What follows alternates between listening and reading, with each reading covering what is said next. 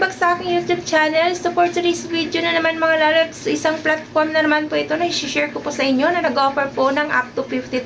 And then dito sabi, absolutely no hidden fees. So totoo na naman kaya ito na intro nila na para mangutang tayo sa kanila. So ayan, tatry natin. Check natin at the end of this video kung totoo ba talaga ito, kung ma-approve tayo dito o bagong platform mga lalabs dahil na-release po sila ngayon lamang din pong May 8, 2023 and then nag-update ngayon lamang din pong September 8, 2023. So nag-rate na po sila dito agad-agad mga lalabs ng 3.0 and meron na rin pong 397 reviews. So upon reviewing po mga lalabs sa kanila pong feedback ng kanila pong mga customers. So ayan, nakitaan ko rin po ng mixed feedback. So, merong nagsabi na scam dahil na-auto-reject sila and then yung iba naman po nagsasabi na na-approve po sila but then wala naman pong dumating na pera. Ayan, so kung bago ka pa lang po sa channel ko, please consider to subscribe and click mo na rin po ang bell button dyan.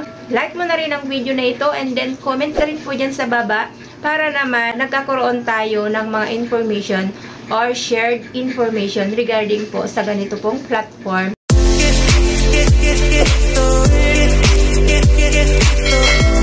So, ito yung sinasabi ko sa inyo mga lalabs is the first cash online credit loan. So, minimum amount niya dito mga lalabs is 2,500 if up to 50,000. So, loan term, 180 days shortest and then 365 days maximum or longest term po nila. So, ayan po mga lalabs. So, papaintindi na rin po natin na dito po sa mga terms na sinasabi nila ay kumo na po ito na 180 days but then po kapag fill up ka na po lahat-lahat dito ng kanila pong information at na-approve po kayo dito, so doon po natin mapapatunayan kung 180 days ba.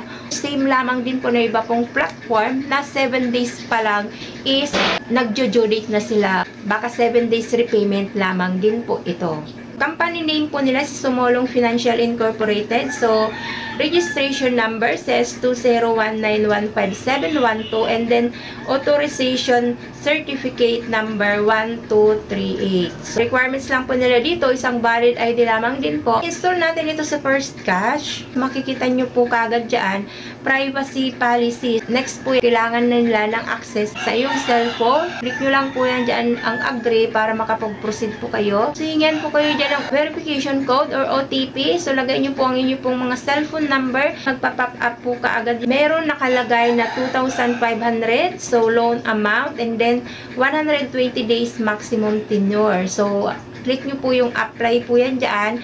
And then, after po yan, so makikita nyo na po kaagad filling of information. So, mag-fill up po kayo dyan ng inyo pong mga information. Name, including po ang educational background nyo po yan dyan. So, kailangan yung fill upan. And then, proceed po kayo doon. Sa pangalawa pong steps, which is na yung card identification. So, dito hingan po kayo ng isang government valid ID. Accepted po nila mga labs ang SSS, UMID, Pag-ibig card, passport, driver license, PRC, TIN card, national ID, voters ID, and postal ID. So, mamimili lamang po kayo dyan. Next po yan dyan mga lalabs. So, hingan po kayo dyan ng contact information. So, ina-advise po natin mga lalabs na yung mga malalapit na kamag-anak lang din po ang kuhanin nyo na contact person or yung mga kasamahan nyo na lamang din po sa bahay para naman po na monitor po ninyo kung sino-sino po yung mga tumatawag doon sa mga contact or sa mga guarantor na binigay po ninyo. So next, hingan din po kayo dito mga labs ng work information. So occupational, monthly income, company name, company telephone number, first payday and second payday, and then mag-upload din po kayo dito ng inyo pong mga ID. So, dito po mga lalabs, kapag wala po kayong work or unemployed po kayo, so pwede po yung pong freelance or self-employed. So, next po mga lalabs, so magpa-pop up ka agad initial approval na 2,500 sa akin. So, ayan, loan term, 120 days. So, na-specify na nila na interest is 0. Service fee is 1,125. Receiving amount is 1,375. Repayment amount is 2,500. Installment period, 120 days. And installment amount is 50 pesos. So, nakalagay dito mga lalabs. So, first repayment of 2,450 should be paid within 7 days. And last repayment of 50 pesos should be paid within 120 days. So, ito na nga po mga lalabs yung sinasabi natin na hindi nila agad-agad ina-apply yung 180 days short term na sinasabi nila doon sa kanila pong introduction. dahil at the end of this video, kapag nasa approval process na, so nakalagay doon, ibabalik nyo po yung nahiram nyo na pera within 7 days lamang din po. And ang iyo pong marireceive is 1,375 lamang po. Dahil po yung service fee na 1,125 ay ibabawas na po yan doon sa 2,500 na na-approve po sa'yo. So, ayan na nga po mga lalabs, sinasabi po natin dito sa mga platform na ito na ina-applyan natin. Sa introduction pa lang is marami na po silang mga sinasabi para po mag-apply po tayo. But at the end of this processing po ng pag-fill up po natin, doon po natin makikita yung totoo or yung actual amount na ma-receive po natin. Hindi totoo pala yung absolutely no hidden fees. Hindi natin masisisi ang mga borrowers po dito sa platform na ito mga lalabs dahil po dito napapatunayan po nila kung totoo ba o hindi, kung scam ba or legit yung platform na ito dahil after po ng approval doon natin malalaman yung katotohanan which is na hindi naman pala totoo doon sa sinasabi nila sa kanila pong introduction. So, ayan po mga lalabs. Kung okay lang po sa inyo yung deduction na ito is 1,125 and then ang marireceive mo na lamang po is 1,375.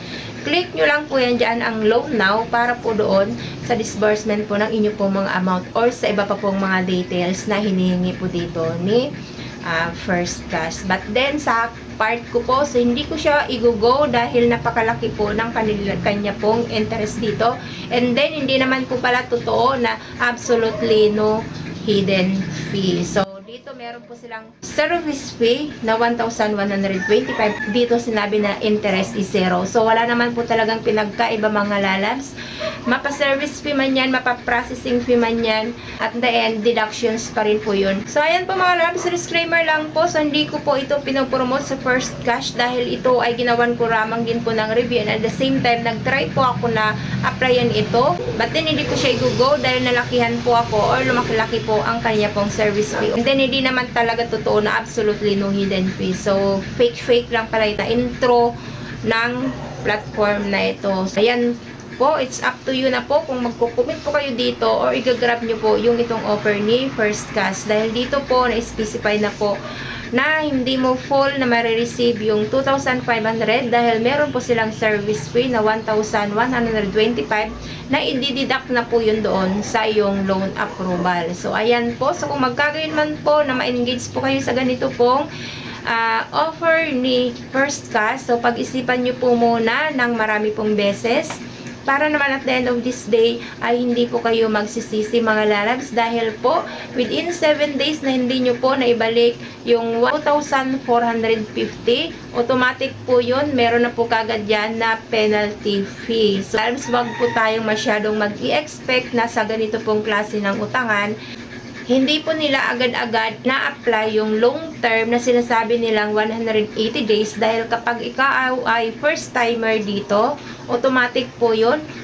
Ibabalik mo agad within 7 days yung amount na kailangan mong ibalik. And then after po yan, kapag hindi mo pa yun nabalik, meron na po agad yan dyan ng penalty fee. So, ayan po mga lalabs. So, pag-isipan nyo po muna ng marami pong beses bago po kayo dito mag-engage sa ganito pong platform na kagaya po ni First Cash. Para naman po maiwasan po natin yung mga pang-harassment na ginagawa ng mga OLA collector o yung tinatawag na third party ng mga platforms na ito na kung saan sila naman po ay yung mga nagpa-follow up ng mga utang ng kanila pong company na kung saan naman po sila ay yung mga empleyado lamang din po na nangungumissions online utangan na ito. So, ayan po mga lalabs. So, that's it na muna for now mga labs. Sana po nakatulong yung review na ito bago po kayo magka-commit sa ganito pong utangan.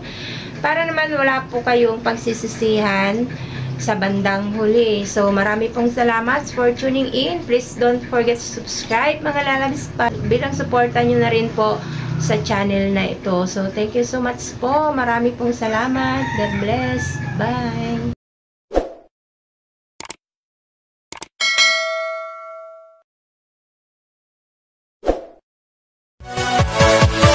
Yeah.